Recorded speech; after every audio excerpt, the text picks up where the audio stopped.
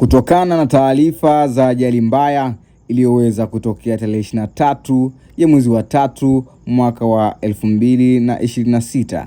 Hii ni taarifa fupi kuhusiana na maisha ya Bwana Geoffrey Elias, ambaye yeye aliweza kuwa miongoni mwa waathirika watatu, ama ni miongoni mwa watu waliofariki katika ajali hiyo iliyotokea eneo la Kimarasuka katika mji wa Dar es Salaam.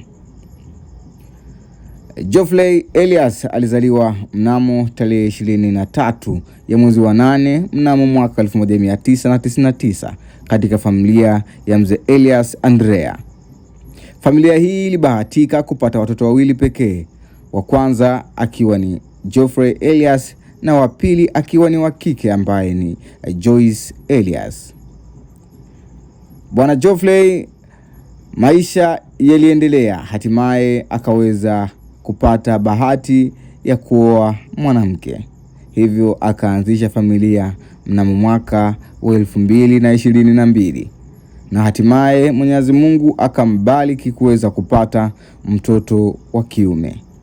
Huyu akawa mtoto wa kwanza kifungua mimba katika familia ya Bwana Geoffrey. Hatimaye mkewe akaweza kubeba ujauzito wa pili na maisha yakaendelea.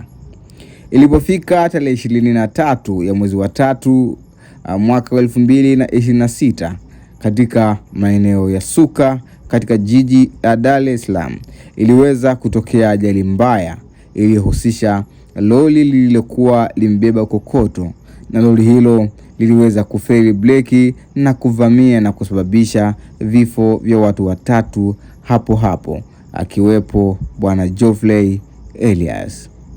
Hakika msiba wake umeweza kugusa maisha ya wengi, ukizingatia ameacha mtoto mmoja mdogo wa kiume pamoja na mkewe ambaye bado ni mjamzito.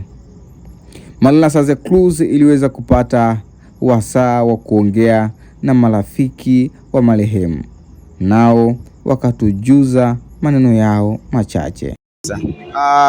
Tumepata taarifa za mshtuko kuhusiana na kifo cha Bwana Geoffrey.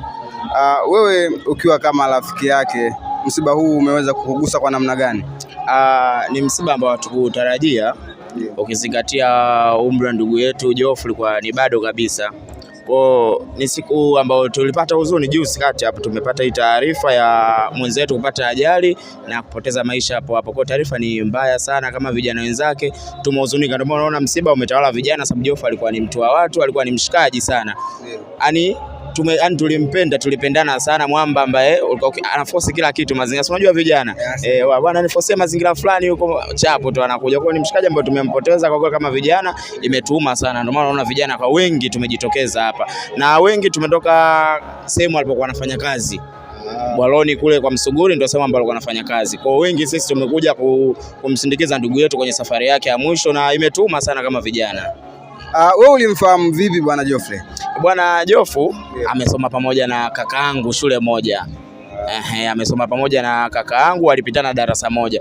Kwa kwenye urafiki wao, sababu nampenda kutembea na brother, kwa hiyo nikajikuta na mimi mshikaji wangu kwa kani yule mwanetu.